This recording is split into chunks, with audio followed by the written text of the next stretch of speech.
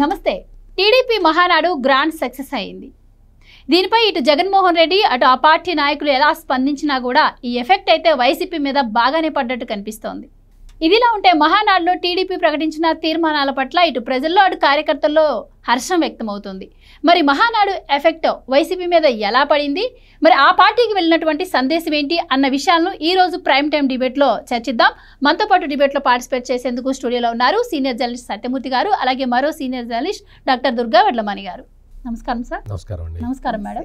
Sir, Satyamurthy గారు, ఎంత కాదన్నా మహానాడు కడపలో నిర్వహించడం మాకేం డ్యామేజ్ కాదని చెప్పుకున్నా కూడా నిన్న జగన్మోహన్ రెడ్డి గారు, ఈరోజు అవినాష్ అలాగే పేర్ని నాని వీళ్ళు స్పందించినటువంటి తీరు చూస్తుంటే మాత్రం ఆ పార్టీ పూర్తిగా పీకల్లోతు కూరుకుపోయినట్టు కనిపిస్తోంది.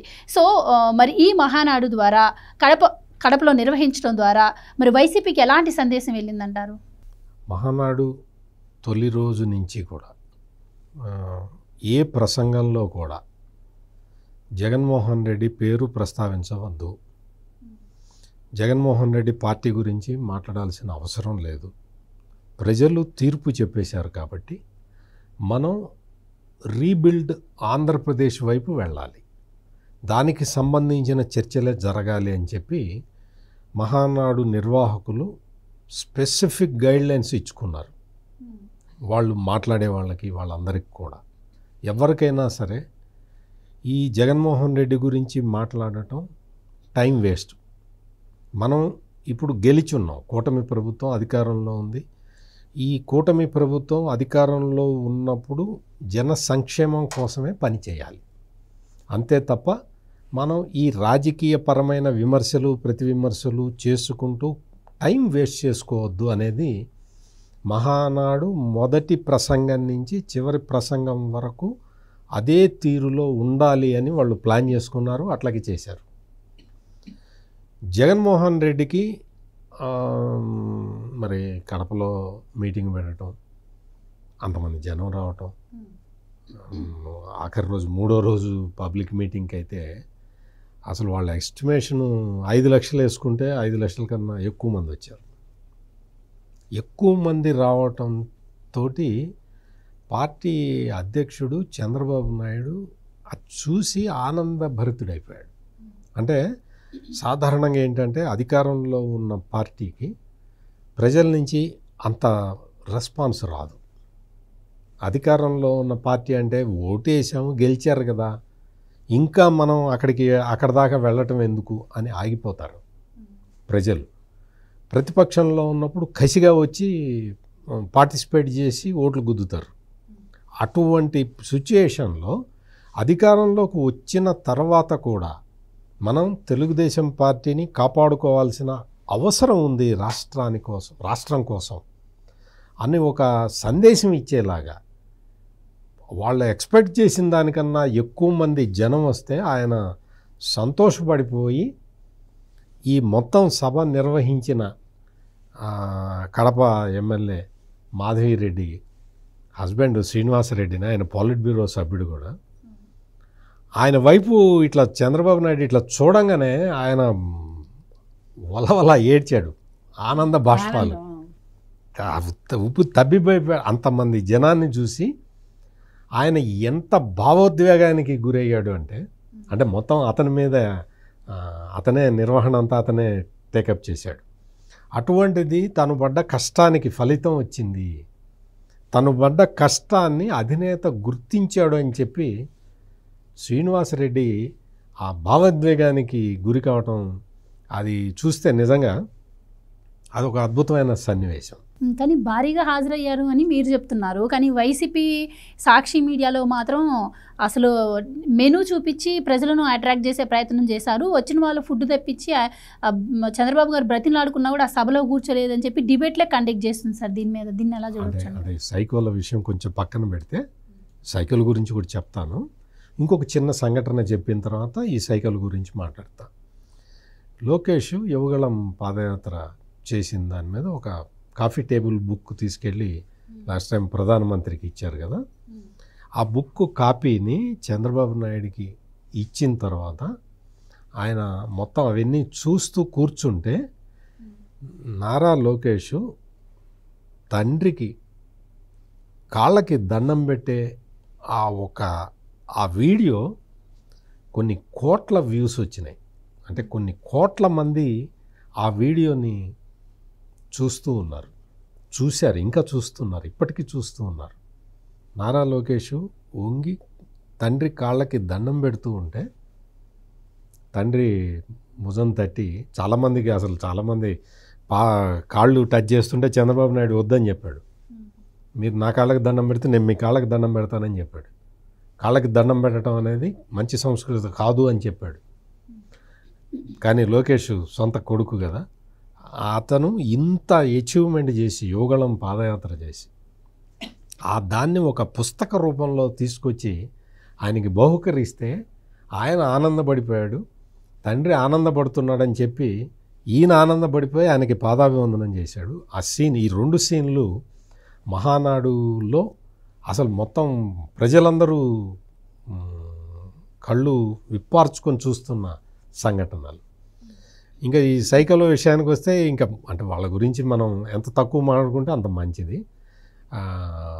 కూర్చొని ఎన్టీ రామారావు జయంతి సందర్భంగా లక్ష్మీభారతిని తీసుకొచ్చి డిబేట్ పెట్టాడు కొమ్మినేని శ్రీనివాసరావు.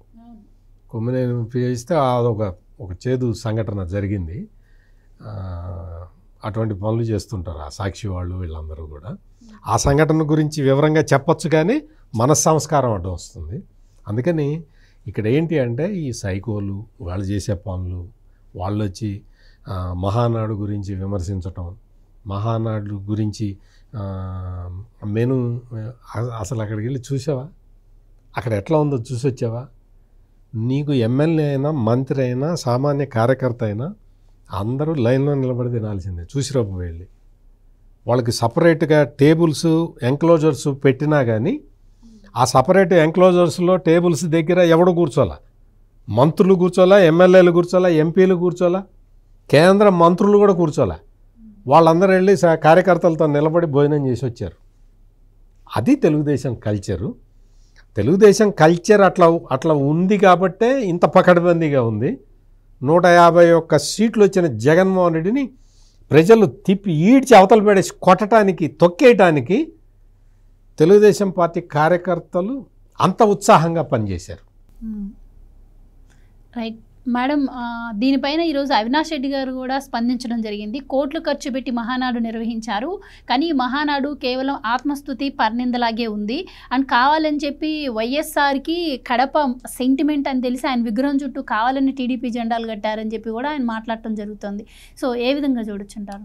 అంటే గత ప్రభుత్వ హయాంలో 2019 నుంచి 24 మధ్య వరకు వీళ్ళు ఎప్పుడూ ఏ జెండాలు కట్టలేదా? నీలం రంగు జెండాలు తెలుగుదేశంకి సంబంధించినవన్నీ, అంటే విగ్రహాలు కావచ్చు, తెలుగుదేశానికి సంబంధించిన ఏ అంశానికి సంబంధించైనా వాళ్ళు ఎప్పుడు రంగు వాడలేదా? తర్వాత వీళ్ళు రంగు గురించి వాళ్ళు అవినాష్ రెడ్డి మాట్లాడాడు. తర్వాత రాజశేఖర్ రెడ్డి గారు ఆత్మ ఘోషిస్తోందని మాట్లాడాడు.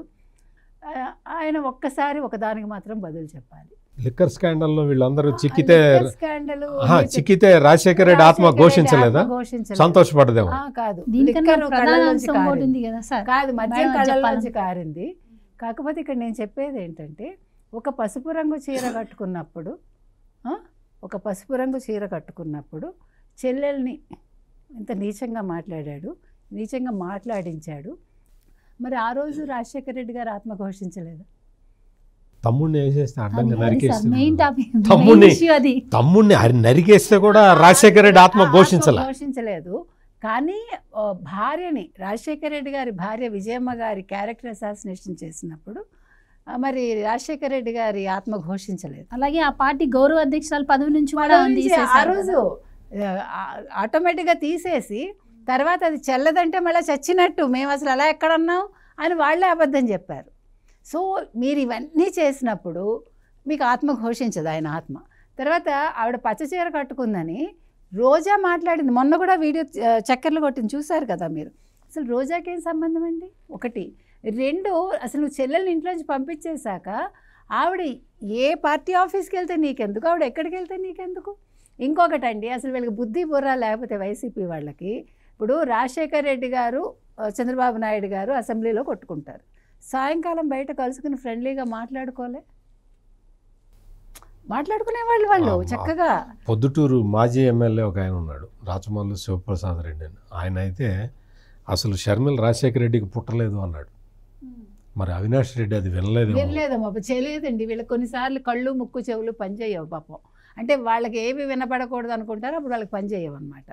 నేను అంటున్నది ఏంటంటే, ఇవాళ మీరు పచ్చ రంగు కట్టేశారు అక్కడ. అసలు ఇంకొకటండి, ఇవాళ షర్మిల చాలా ఆనందపడాల్సిన రోజు ఏంటంటే, మీ పచ్చరంగు చీర మీద ఎప్పుడైతే వీళ్ళందరూ ఇన్ని మాటలు మాట్లాడారో, ఇవాళ రాయలసీమ ముఖ్యంగా కడప మొత్తం పసుపుమయం అయిపోయింది.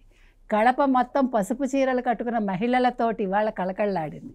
ఇవాళ ఏడ్చేది వైసీపీ వాళ్ళు, ముఖ్యంగా జగన్మోహన్ రెడ్డి, అవినాష్ రెడ్డి అండ్ కో తప్ప రాజశేఖర రెడ్డి గారు ఎక్కడ బాధపట్టల్లా. నా కూతురికి న్యాయం జరిగిందని ఆయన ఇవాళ ఆనంద బాష్పాలు, కన్నీటి బాష్పాలు రాలుస్తాడు తప్ప ఆయన నా భార్యని ఇలా అన్నందుకు వీళ్ళకి సరైన శాస్తి జరిగిందని ఆయన అనుకుని ఉంటారు ఇవాళ. కాబట్టి ఇవాళ అవినాష్ రెడ్డికి ఇందాక వారు చెప్పినట్టుగా మనం అసలు వైసీపీ వాళ్ళకి ఆన్సర్ ఇవ్వక్కర్లా, కానీ వాళ్ళు చేసినవి మనం గుర్తు చేస్తున్నాం వాళ్ళకి చెప్పాలంటే. ఇప్పుడు ఇందాక ఆయన అన్నారు చూడండి ఒక మాట, ఈడ్చితంతే 151 పడిందని. నిన్న జగన్మోహన్ రెడ్డి ఒక మాట అన్నాడు, మనం ఇంత బాగా పరిపాలన చేస్తేనే ప్రజలు మనని కాదనుకున్నారు, రేపొద్దున చంద్రబాబుని ప్రజలు ఈడ్చుకొట్టి ఈయన ఎక్కడెళ్ళి పడతాడు అని. అక్కర్లేదు, నిన్ను ప్రజలు ఈడ్చి కొట్టారు కాబట్టి నువ్వు ఇవాళ కడప నుంచి వెళ్ళిపోయి ప్యాలెస్లో దాక్కున్నావు. నీకు అది ఇంకా అర్థం కావట్లా. ఇంకా కొత్తగా నువ్వు మళ్ళా 2.0 మీరు ప్రతి పుస్తకాల్లో రాసుకోండి, ప్రతి ఇదిలో రాసుకోండి. ఏంటండి స్క్రిప్టు? ఏం రాసుకోవాలని జగన్మోహన్ రెడ్డిని అడుగుతున్నాం మనం. అసలు ఇప్పుడు నేను మిమ్మల్ని అన్నవాళ్ళనే కాదు, అనిపించిన వాళ్ళ సంగతి కూడా తేలుస్తాను. అయితే ఇప్పుడు నీ సంగతి ముందు తేల్చాలి, ఎందుకంటే చేయించిందంతా నువ్వు కాబట్టి. ముందు జగన్మోహన్ రెడ్డి సంగతి తేల్చి, అవినాష్ రెడ్డి సంగతి తేల్చాక మిగిలిన కార్యకర్తల సంగతో లేకపోతే మిగిలిన ఎవడు చేశాడో వాడి సంగతి తేల్చాలి. కాబట్టి ఇవాళ ఆయన ఆత్మ ఘోషించలేదండి. నిజంగా రాజశేఖర రెడ్డి మీకు తెలుసో లేదో ఆ రోజు కొడుకుని దూరంగా పెట్టాడు. ఈ కొడుకుని పడలేక ఈ కొడుకుతోటి సన్ స్ట్రోక్ ఆ రోజు ఆయనకి. ఆ సన్ స్ట్రోక్ని ఇవాళ ఆయన మళ్ళా ఎలా అయితే దూరం పెట్టాడో, ఇవాళ తెలుగుదేశం వాళ్ళు చేసిన ఈ పనికి ఆయన ఆత్మ పూర్తిగా సంతృష్టి చెంది ఉంటుందండి. ఎక్కడైనా చిన్న ఇది ఉండుంటే కాకి అన్నం ముట్టడం అంటారు చూడండి, అట్లాగా అది ముట్టకపోయి ఉంటే ఇవాళ ఆయన పూర్తిగా అంటే ఒక విందు భోజనం ఆరగించినట్టుగా ఆరగించి ఆయన వెళ్ళిపోయి ఉంటుంది ఆయన ఆత్మ. కాబట్టి ఇవాళ సంబరాలు చేసుకోవాల్సింది వైసీపీ వాళ్ళు. అమ్మయ్య, మనం వాళ్ళ బిడ్డనన్నా వాళ్ళ భార్యనన్నా కూడా ఇవాళ విముక్తి ఆయన ఆత్మకి లభించిందని they have to be happy. కాబట్టి అవినాష్ రెడ్డికిను జగన్మోహన్ రెడ్డికి ఇప్పుడు ఏమీ దొరకట్లా. వాళ్ళు మీరు కావాలంటే పిక్చర్స్ కూడా చూసుకోండి, ఒక 4 ఖాళీ కుర్చీలు వేసి దాని మీద కొమ్మినేని మాట్లాడతాడు, లేకపోతే సాక్షి వాళ్ళు ఏదో వీడియో చేస్తారు, ఇంకేదో రాస్తారు, వాళ్ళు వెలవెలబోతోందని. ఈయనేమో మాకు డబ్బులు లేవు, నేను పార్టీ నడపలేను ఆయన అంటాడు. పాపం జగన్మోహన్ రెడ్డి గారు కొమ్మినేనికి ఈ నెల జీతం ఇచ్చారా? ఏమోనండి పాపం, అయినా పాపం ఉదారంగా చేస్తున్నాడేమో, ఎందుకంటే ఇప్పటికే లక్షల కోట్లు మింగారు కదా వీళ్ళందరూ. అందుకని వాళ్ళకి ఇవ్వకపోయినా పర్వాలేదు, వాళ్ళు కడుపు నిండిన బేరాలు కాబట్టి. అందుకని అసలు మనం ఇవాళ ఎవరి గురించి మాట్లాడుకోకర్లేదండి. మహానాడు మహా అద్భుతంగా జరిగింది. ఎక్కడ జరిగింది? కడపలో జరిగింది. కడపలో జరగడం అంటే నెక్స్ట్ ఏంటి? వై నాట్ కుప్పం అన్నాడు కదా ఆయన, why not Pulivendula, next Mahanadu పులివెందుల్లో చేస్తామంటున్నారు ఇప్పుడు మహానాడు. అందుకని ఆయనకు బెంగగా ఉంది, భయంగా ఉంది, అంటే నేను పులివెందులు కూడా ఓడిపోతానా అని. అందుకని వాళ్ళు అవినాష్ రెడ్డి మాట్లాడతాడు. ఇంకా ఏం మాట్లాడతారు? అప్పుడే ఉంది, రేపు కూడా మాట్లాడతారు వాళ్ళు. ఇవాళ ఇంత జనాలు వచ్చారు కదా, 5 లక్షల పైబడి వచ్చారు కదా, రేపు 500 మంది కూడా రాలేదని వాళ్ళు మాట్లాడకపోతే మీరు నన్ను అడగండి. సార్, మహానాడుకి నిర్వహించడం వల్ల టీడీపీకి భారీగా ప్లస్ అయ్యింది. సో దీన్ని డైవర్ట్ చేసేందుకు రకరకాల ప్రచారాలను తెర మీదకు తీసుకొస్తున్నారు. ముఖ్యంగా ఏంటంటే అసలు చంద్రబాబు ఈ మహానాడిని లోకేష్ని హైలైట్ చేసేందుకే నిర్వహించాడు అని కావచ్చు. మీరు ఇందాక బుక్ అంశాన్ని ప్రస్తావించారు. ఆ బుక్ అంశాన్ని తీసుకొచ్చి దాన్ని ప్రధానమంత్రి దగ్గరికి తీసుకెళ్ళి చూపించడం, ఇక్కడ స్టేజ్ మీద తీసుకెళ్ళి, ఇవన్నీ కూడా లోకేష్ని హైలైట్ చేయడానికే. అసలు టీడీపీకి అసలైన వారసుడు ఎవరు, అలాగే సీనియర్ ఎన్టీ నందమూరి తారక రామారావు గారికి అసలు లోకేష్ ఎలా వారసుడు అవుతారు, ఇలా రకరకాలుగా స్పందిస్తున్నటువంటి పరిస్థితి.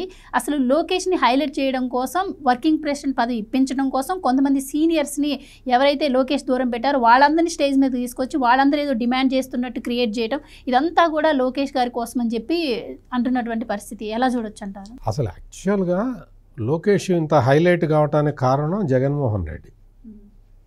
జగన్మోహన్ రెడ్డి లోకేష్ని పట్టుకొని బాడీ షేమింగ్ చేసి చాలా అసలు ఒక క్యారెక్టర్ అసాసినేషన్ చేసి అతన్ని ఇన్సల్ట్ చేసి పబ్లిక్ లైఫ్లో అతను అసలు లేకుండా చేద్దామని చెప్పి కుట్రవని లోకేష్ని హైలైట్ చేసిన వ్యక్తి వైఎస్ జగన్మోహన్ రెడ్డి. లోకేష్ యువగళం పాదయాత్ర స్టార్ట్ చేయంగానే పాదయాత్రలో లోకేష్ని ప్రొజెక్ట్ చేయాలి కదా. ఆ బాధ్యత తీసుకున్న జగన్మోహన్ రెడ్డి జీవో 1 తీసుకొచ్చాడు. జీవో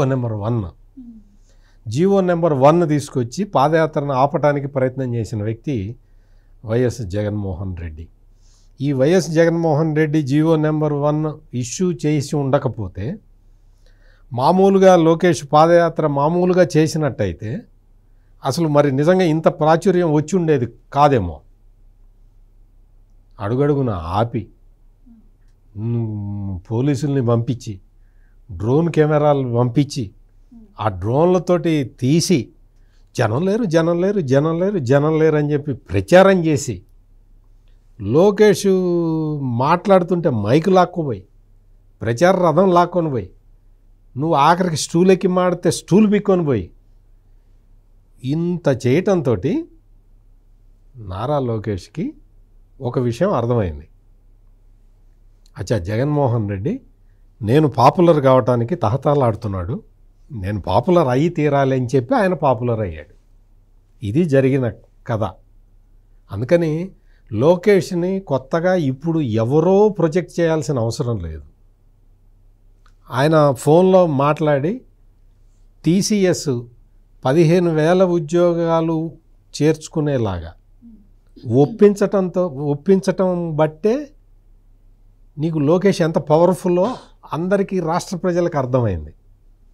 ఆర్సెల్ఆర్ మిట్టల్తోటి ఫోన్లో మాట్లాడి డీల్ సెట్ చేస్తే 1,00,000 కోట్ల రూపాయల పెట్టుబడి వచ్చేస్తున్నది. అది లోకేష్ స్ట్రెంగ్త్. లోకేష్ స్ట్రెంగ్త్ ఏంటి అంటే ఆర్సెల్ఆర్ మిట్టల్ కంపెనీ ఆయనతోటి మిట్టల్తో ఫోన్లో మాట్లాడి అయ్యా మీరు రండి, మేము మీకు కావాల్సిన ఏర్పాట్లు చేస్తామంటే 1,00,000 కోట్లు పెట్టుబడి పెట్టడానికి వచ్చేసాడు ముందరికి. ఉక్కు ఫ్యాక్టరీ రాబోతున్నది. ఇవే కాకుండా జగన్మోహన్ రెడ్డి 2 సార్లు కొబ్బరికాయ కొట్టడానికి వంగలేక కష్టపడ్డ కడప స్టీల్ ఫ్యాక్టరీని మీకెందుకు మేము తెస్తున్నాం పో అన్నారు. కడపలో స్టీల్ ఫ్యాక్టరీ వాళ్ళ నాన్న వల్ల కాలేదు, జగన్మోహన్ రెడ్డి వల్ల కాలేదు. 10 రోజుల్లో నేను ఆ స్టీల్ ఫ్యాక్టరీ వర్క్ స్టార్ట్ అయిపోతుంది పొమ్మని చెప్పాడు చంద్రబాబు నాయుడు. రాష్ట్ర ముఖ్యమంత్రిగా ఉండి చెయ్యాల్సిన పని అది. నువ్వు బ్రాహ్మణి స్టీల్స్ పెడతానని చెప్పి నీవు నీ దొంగ పార్ట్నరు ఇప్పుడు ఎక్కడున్నాడో తెలుసు కదా. ఆయన పాపం గాలి జనార్దన్ రెడ్డి ఆయన పాపం వెళ్ళి జైల్లో కూర్చోవాల్సిన పరిస్థితి ఏర్పడ్డది. అంటే ఎందుకు చెప్తున్నానంటే జగన్మోహన్ రెడ్డికి పాపులారిటీ నువ్వు రాజశేఖర్ రెడ్డి కొడుకుగా నువ్వు వచ్చేసి నువ్వు మహానేత అని మీ నాన్నని ఎంత ప్రొజెక్ట్ చేసుకున్నా మీ నాన్న నిన్నేం చేశాడో ఇందాక కనకదుర్గ గారు చెప్పారు కదా, సన్ స్ట్రోక్. నేను ముఖ్యమంత్రిగా ఉన్నంతకాలం నువ్వు బెంగళూరులోనే ఉండి ఇక్కడికి రావద్దని ఆయన చెప్పినా కానీ నువ్వు వచ్చి లేదు అని చెప్పి మీ అమ్మని పట్టుకొని మీ అమ్మ మీద ప్రెషర్ తీసుకొచ్చి ఒక్కగానొక్క కొడుకు, ఆ కొడుకు అడిగిన పనులు నువ్వు చేయకపోతే ఎట్లా అని చెప్పి ఇంట్లో కొట్టుకొని అందరూ కలిసి 1,00,000 కోట్లు కొట్టేశారు కదా. మీ ముగ్గురు కొట్టుకొని ప్రజల డబ్బులు 1,00,000 కోట్లు కొట్టేశారు. మీ ఫ్యామిలీ అట్లా ఉంటుంది, అది మీ ఫ్యామిలీ.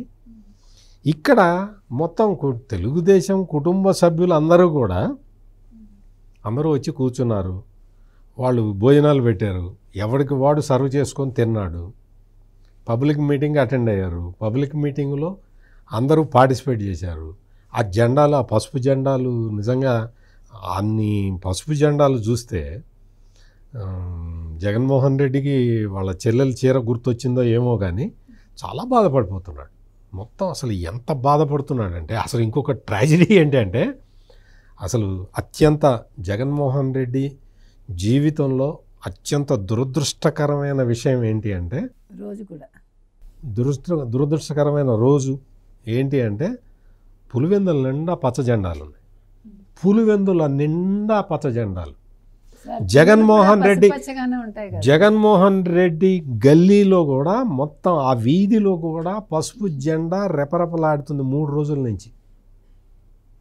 అది చూసి భరించలేక ఈ బాబాయ్ రిలేటివ్ ఉన్నాడు కదా, అవినాష్ రెడ్డి, సొంత బాబాయికి రిలేటివ్, ఆ రిలేటివ్ని పంపించి జెండాలు పీకిచ్చాడు. అంత ఉక్రోషం ఎందుకు జగన్మోహన్ రెడ్డి? నువ్వు కట్టావు కదా, నువ్వు నీ జెండాలు కట్టావు, కట్టి చూడు. దేవాలయాల మీద కూడా సిద్ధం సభలు బోర్డులు పెట్టావు కదా. శ్రీ సీతారామచంద్ర వారి దేవస్థానం అని బోర్డు ఉంటే ఆ బోర్డు మీద సిద్ధం అని నీ దరిద్ర ఫోటోని వేసుకొని ఊరేగేవు కదా. చక్కగా ఒక డోర్ నెంబర్ వేసి, ఒక నల్ల రంగేసి దాని మీద డోర్ నెంబర్ వేస్తారు. ఆ డోర్ నెంబర్ కనపడకుండా నీ స్టిక్కర్ అతికిచ్చావు కదా, జగనే మా నమ్మకం అని. ఏమైంది? అందుకని నువ్వు పబ్లిసిటీ గురించి మాట్లాడటం అనేది అది తప్పు. నువ్వు ప్రొజెక్ట్ చేయటం, నువ్వేదో లోకేష్ని ఎలివేట్ చేయటం, లోకేష్ని నువ్వేంది ఎలివేట్ చేసేది? నువ్వు అసలు లోకేష్ అనే ఒక వ్యక్తి మంగళగిరిలో నీ క్యాండిడేట్ని ఓడించి 90,000 మెజారిటీతో గెలిచినప్పుడే నువ్వు ఓడిపోయావు. ఎన్ని కుట్రలు చేసావు నువ్వు మంగళగిరిలో? ఎంతమందిని డబ్బులు ఇచ్చి బెదిరించి, అసలు లోకేష్తో తిరుగుతున్నాడు అంటే వాడిని తీసుకెళ్ళి నువ్వు జైల్లో వేసావు. లోకేష్తో తిరుగుతున్నాడు అంటే వాడికి డబ్బులు ఇచ్చి లొంగ తీసుకున్నావు. ఎంతమందిని లోకేష్ నుంచి దూరం చేయడానికి నువ్వు ప్రయత్నం చేసావు. కుదిరిందా జగన్మోహన్ రెడ్డి? లోకేష్ని ఓడించటానికి నువ్వు అమరావతిలో R5 జోన్ పెట్టి నీ పులివెందుల వాళ్ళకి పట్టాలు ఇచ్చుకుందామని ప్రయత్నం చేశావు కదా. లోకేష్ ఓడిపోయాడా జగన్మోహన్ రెడ్డి? అందుకని లోకేష్ని చూసి బాధపడమాక. నువ్వు లోకేష్ని చూసి నేర్చుకోవాల్సింది చాలా ఉంది. నువ్వు ఒక ప్రత్యర్థి కక్షగట్టి మనల్ని తొక్కేస్తే ఎట్లా లేవాలో తెలిసిన వ్యక్తి లోకేష్. అందుకని నువ్వేం చేయాలి అంటే నేర్చుకో. చంద్రబాబు నాయుడిని చూసి పరిపాలన నేర్చుకోవాలి. లోకేష్ని చూసి అసలు మొత్తం ఒక పబ్లిక్ ఫంక్షన్ని ఎట్లా ఆర్గనైజ్ చేయాలో నేర్చుకోవాలి. నీకు ఆ 2 రావు, నీకు అసలు ఏవి రావు. ఇవి లెక్క పెట్టడం తప్ప నీకు ఇంకేవి రావు. అన్నీ నేర్చుకో. వాళ్ళు చెప్తున్నారు, చక్కగా ఎట్లా చేయాలో కూడా చెప్తున్నారు. పరిశ్రమలు ఎట్లా తీసుకురావాలో కూడా వాళ్ళిద్దరూ చెప్తూ ఉన్నారు, చంద్రబాబు నాయుడు, నారా లోకేష్. అందుకని అవన్నీ వాళ్ళని చూసి నేర్చుకో. క్యాష్ లెక్క పెట్టడం ఇప్పుడు తగ్గిందిలే, ఇప్పుడు లేదుగా పాపం. ఇప్పుడు ఇన్కమ్ లేదుగా, డబ్బులు కూడా లేవు, పార్టీని నడపడానికి డబ్బులు కూడా లేవు అంటున్నాడు కదా. అయితే సార్ ఇప్పుడు ఫ్యామిలీ గురించి అన్నారు కాబట్టి, ఇందాక కూడా మరి వైఎస్ఆర్ అంటే కడపకి ఎమోషన్ అని చెప్పి అవినాష్ రెడ్డి గారు అన్నారు. సో ఎందుకో మనం చూసినట్టయితే ఇప్పుడు సాక్షి మీడియాలో, సాక్షి పేపర్లో కూడా రాజశేఖర రెడ్డి గారి ఫోటో తొలగించిన పరిస్థితి కూడా మనం చూసాం గతంలో ఎన్నికల ముందు కూడా. అంటే మీ క్వశ్చన్కి మేడం పర్మిషన్ ఇస్తే ఒకటి చెప్తా. నువ్వేం చేసావు? ఎన్టీఆర్ హెల్త్ యూనివర్సిటీ అంటే ఎన్టీఆర్ పేరు తీసేసావు. కానీ చంద్రబాబు నాయుడు ఏం చేశాడు తెలుసా? వైఎస్ఆర్ జిల్లా నుంటే వైఎస్ఆర్ అట్లాగే ఉంచి కడప అని యాడ్ చేశాడు. నేర్చుకో జగన్మోహన్ రెడ్డి. పరిపాలన అంటే దాన్ని వైఎస్ఆర్ కడప జిల్లాగా మార్చాడు. వైఎస్ఆర్ పేరు తీసేలా. చూసుకో, ఒక్కసారి చూసి తెలుసుకో, బుద్ధి తెచ్చుకో చంద్రబాబు నాయుడిని చూసి. అయితే మేడం, మహానాడులో లోకేష్ హైలైట్ అవ్వడం వైసీపీ జీర్ణించుకోలేకపోతున్నట్టు కనిపిస్తోంది వాళ్ళు చేస్తున్న ప్రచారాలను చూస్తున్నట్టయితే. సో అసలు ఈ నిర్వహణలో లోకేష్ గారి పాత్ర ఏంటంటారు? లోకేష్ గారి పాత్ర ఏంటి? అసలు కడపలో పెట్టాలని మొదలుపెట్టిందే లోకేష్ గారు. అంటే ఆలోచన వచ్చింది ఆయనకి, అద్భుతమైన ఆలోచన అది. ఎందుకంటే ఎప్పుడూ కూడా మనం శత్రువుని కొట్టాలంటే శత్రువు దగ్గరికే వెళ్ళాలి మనం. వాళ్ళ గుడారం ఎక్కడ ఉంటుందో అక్కడికే వెళ్ళాలి. సో ఇవాళ అదే చేశారు ఆయన. అంటే ఒక దుర్భేద్యం అని ఆయన అనుకుని ఉండొచ్చు ఎవరు? జగన్మోహన్ రెడ్డి గారు. కడప అంటే దుర్భేద్యం ఎవరికి? తెలుగుదేశానికి. కానీ ఇవాళ తెలుగుదేశం అక్కడికి వెళ్ళే కొట్టింది. ఇది అంటే ఆయన గొప్పతనం ఎవరు? లోకేష్ది. లోకేష్ ప్రభావం ఏంటి? లోకేష్ ప్రతిభ ఏంటి అంటే ఇవాళ వైసీపీ మాట్లాడాల్సి వస్తుంది. అది లోకేష్ చేసింది. అంటే వాళ్ళు మాట్లాడే స్థితికి వచ్చారు. ఇవాళ అవినాష్ ఇవాళ భయపడి ఆయన ఆత్మ ఘోషిస్తోంది అని బయటకు వచ్చి మాట్లాడే స్థితికి లోకేష్ వల్ల వచ్చాడు. అంటే లోకేష్ ప్రతిభ ఏంటి, లోకేష్ అసలు అణువులోనూ ఇవాళ మీకు మహానాడులో లోకేషే కనిపిస్తున్నారు. ఇందాక లోకేష్ పుస్తకం ఎందుకు ఎవరు మోదీ గారికి ఇచ్చారు, పుస్తకం ఎందుకు ఇక్కడ ఆవిష్కరించారు, వైసీపీ వాళ్ళు ఏడుస్తున్నారని ఏడవమనండి, ఏడవడానికే చేసేది. ఎందుకంటే మోదీకి ఇస్తే మోదీ 2.5 గంటలు ఎందుకు లోకేష్తో ఉన్నాడు అని వీళ్ళని అడగమనండి. దమ్ముంటే ఎవరు మోదీ గారిని అడగమనండి, మీరు ఎందుకండి లోకేష్తో 2.5 గంటలు స్పెండ్ చేశారు వాళ్ళ కుటుంబంతో అని అడగమనండి. కుటుంబం అంటే అది కాబట్టి, కుటుంబం అంటే లోకేష్ బ్రాహ్మణి కాబట్టి, అంటే ఎలా ఉండాలి అది అంటే ఆయనకి నచ్చితేనే కదా. అసలు మోదీ గారు అంతటా మోదీ గారు పిలవడం అంటేనే లోకేష్ విజయం పొందినట్టే. అక్కడికి వెళ్ళి ఆ పుస్తకం ఇచ్చారంటే ఎస్, ఆయన తన ప్రస్థానం, తన రాజకీయ ప్రస్థానం అంతా యోగాళంతో మొదలైంది. అంతవరకు లోకేష్ వేరు, అక్కడి నుంచి లోకేష్ వేరు. ఇంతవరకు ఓ లెక్క, ఇంక మీదట ఇంకో లెక్క అంటారు చూడండి. సో ఇంక మీదట లోకేష్ లెక్క ఇది. వాట్ ఈజ్ లోకేష్ అనేది జగన్మోహన్ రెడ్డి చూసి తట్టుకోలేకపోతున్నాడు. ఒక పుస్తకం ఎందుకు రాస్తారండి, ఒక కాఫీ టేబుల్ బుక్ ఎందుకు రాస్తారండి?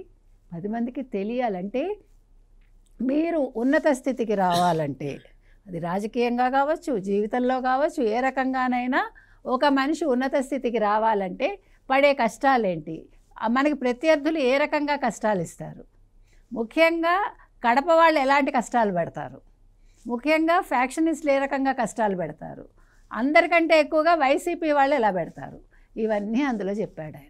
ఆ పుస్తకం చదివి ఉంటారు ఖచ్చితంగా. జగన్మోహన్ రెడ్డి చదివించుకుని ఉంటాడు, ఆయన చదవకపోయినా. అవినాష్ రెడ్డి కూడా తెలుసుకుని ఉంటాడు. అందుకని వాళ్ళు జీర్ణించుకోలేకపోతున్నారు. తర్వాత 150 ఎకరాల్లో అసలు 5 లక్షల మందికి భోజనాలంటే జస్ట్ అంటే ఇమాజిన్, మనం మామూలుగా 50 మంది 100 మందికి భోజనం పెట్టాలంటేనే ఏదో పెద్ద పని చేసేసినట్టు బాధపడిపోతాం, ఆనందపడిపోతాం, రెండూ చేస్తాం మనం. కానీ సిస్టమేటిక్గా మీకు తెలుగుదేశానికి ఉండే గొప్ప వరం కార్యకర్తలు అయితే, అంతకంటే కార్యకర్తలకు గొప్ప వరం ఇలాంటి నాయకులు ఉండడం. చంద్రబాబు నాయుడు గారు కావచ్చు, లోకేష్ కావచ్చు, మిగిలిన వాళ్ళందరూ కూడా, ఒక రామ్మోహన్ నాయుడు కావచ్చు, అచ్చెన్నాయుడు కావచ్చు, మీరు ఎవరైనా తీసుకోండి. అంటే ఒక కట్టుబాటు, ఒకే తాటి మీద నడవడం, ఒకే మాట. ఇప్పుడు సభ నిర్వహణ గురించి నేను చంద్రబాబు నాయుడు గారు మాట అన్నారు, గుర్తుందా మీకు? రామ్మోహన్ నాయుడే లేటుగా వచ్చాడు, రామ్మోహన్ నాయుడు వల్లే లేట్ అయిందన్నారు ఆయన. కార్యకర్తలు ముందు వచ్చారు, ఇక్కడ కొంతమంది నాయకులు లేటుగా వచ్చారు అని ఆయన సభలో చెప్పారు ఆయన స్టేజ్ మీద. అంటే టైం మేనేజ్మెంట్ అంటే మీరేంటి అని అడుగుతున్నారు కదా. ఇవాళ ఈ ప్రోగ్రాం ఖచ్చితంగా ఈ టైం నుంచి ఈ టైం వరకు జరగాలి అని చెప్పిందే అక్కడ లోకేష్ కదా. అంటే మీకు అన్ని మేనేజ్మెంట్స్, ఒక టైం మేనేజ్మెంట్, ఒక భోజనం ఎట్లా పెట్టాలి అంటే ఎన్ని పదార్థాలు ఏ రకంగా పెట్టాలి, కార్యకర్తలు ఎలా సంతృప్తిపరచాలి, ఇలా ప్రతి ఒక్క అంశంలోనూ ఆయన అడుగడుగున అక్కడ లోకేష్ ముద్ర మీకు కనిపిస్తుంది. తర్వాత స్టేజ్ చూడండి, అసలు ఎవరు ఎక్కడి నుంచి చూసినా అందరూ కనిపిస్తున్నారు. అండ్ మీకు స్టేజ్ అరేంజ్మెంట్ కూడా చాలా గొప్పగా జరిగింది. మీకు స్టేజ్ బాగుండాలి ఫస్ట్, ఇంతమంది జనం చూడాలి అంటే కదా. అసలు వచ్చిన వాళ్ళు కూడా కరెక్ట్గా 7 నిమిషాల నుంచి 9 నిమిషాలు వాళ్ళ స్పీచ్ మీరు గమనించుకోండి. 9 నిమిషాల తర్వాత కరెక్ట్గా ఆగిపోతుంది, ఆగిపోవాలి. అంటే ప్రతి ఒక్కటి ఎవరెవరు ఎప్పుడెప్పుడు ఎలా ఎలా మాట్లాడాలి, పద్ధతి, ఆ సిస్టమ్, ఇలా ప్రతిదీ సిస్టమేటిక్గా జరిగింది. ఇందాక సత్యమూర్తి గారు చెప్పినట్టుగా జగన్మోహన్ రెడ్డి ఇంకో జన్మెత్తిన నేర్చుకోలేడు. ఆయన పాప నేర్చుకోమని చెప్పారు కానీ ఏదో అభిమానం కొద్దీ ఆయన నేర్చుకోలేడు, ఆయన వల్ల కాదు, నేర్చుకోలేడు అన్న నమ్మకంతో చెప్పారు. అదేలేండి, నేను ఊరికే అంటున్నా సరదాగా. కాబట్టి అంటే ఈసారి ఈ మహానాడు ఖచ్చితంగా నా ఉద్దేశంలో అయితే లోకేష్కే అంకితం, ఎవరు ఒప్పుకున్నా ఒప్పుకోకపోయినా. ఎందుకంటే అంత బాగా ప్రతిభ చూపించాడు అతను. ఒక 5 ఏళ్ళు తను పదవిలో లేకపోయినా మీరు అన్నట్టుగా మంగళగిరిలో అణువు తిరిగి అక్కడ వాళ్ళ మనసులు దోచుకుని 90,000 పైచీలకు మెజార్టీతో వచ్చి మంగళగిరిలో ఇప్పటికి కూడా అదే అభిమానం చూపిస్తున్నాడు అతను. అంటే గెలిచాక అక్కడికి వెళ్ళడం మానేయలేదు, ఓడిపోయాక అక్కడ ఉన్నాడు, గెలిచాక అక్కడే ఉన్నాడు. జగన్మోహన్ రెడ్డి లాగా గెలిచినప్పుడు నా అంతటి వాడు లేడు, ఓడిపోయాక మీరే చేశారు అనకుండా ఈరోజు ప్రజలదే తప్పు అంటలేదు అతను. ఓడిపోయినప్పుడు నాదే తప్పు అనుకున్నాడు ఎవరు, లోకేష్. గెలిచాక కూడా ప్రజల గొప్పతనం అన్నాడు ఆయన. అంటే ప్రజలు నన్ను ఆదరించారు, ప్రజలు నన్ను హక్కును చేర్చుకున్నారు అనుకున్నారు. అది అంటే నాయకుడిలో ఉండే పరిపక్వత, పరిణతి, అది వాళ్ళ లోకేష్లో సంపూర్ణంగా ఉందండి. వర్కింగ్ ప్రెసిడెంట్ అంటారా, చేసుకుంటారా అనుకుంటారా, ద పార్టీ ఇష్టం అండి. మీరెవరు నేనెవరు మాట్లాడటాను. అసలు వైసీపీ వాళ్ళకేంటి బాధ మధ్యలో? In what way they are concerned? మీరు ముందు మీ పార్టీ అసలు ఉందా, ఊడిందా, డబ్బులు లేవంటున్నాడు, ఎలాగా అడుగేయాలి అది ఆలోచించుకోండి. అప్పులు తెచ్చుకోవాలా, ఎవడి పార్టీని నడుపుతాడు, లేదు పార్టీలు మూసేస్తారా, జెండా రెపరెపలు ఉంటాయా ఉండవా, ముందు మీ సంగతి చూసుకోకుండా మీకు పక్క వాళ్ళ గురించి ఎందుకండి? వాళ్ళు హ్యాపీగా కన్నుల పండుగగా ఒక పసుపు సంబరాలు చేసుకున్నారు. మీరు నీలి సంబరాలు చేసుకోండి మీకు ఓపిక ఉంటే. లేదు ఏం చేసుకుంటారో మీ నాయకుడిని అడగండి. నా వల్ల కాదు, నా దగ్గర డబ్బులు, మరి ఇన్ని ట్యాక్సులు ఎలా కట్టాడు, ఇన్ని ఏమంటారు ఫ్యాక్టరీలు ఎలా ఉన్నాయి, ఓ పక్క సిమెంట్ ఉంది, ఓ పక్క పవర్ ఉంది, ఇంకేదో ఉంది, చేతిలో పవర్ లేదు అంతే ఆయనకి, కర్మ అది. కాబట్టి లోకేష్ అంటే ఈసారి కడప మహానాడు లోకేష్కి అంకితం. Right madam, thank you so much అండి. Thank you so much sir. నమస్కారం అండి. ఇది వాళ్ళ డిబేట్. మరో డిబేట్తో మళ్ళీ కలుద్దాం. Keep watching.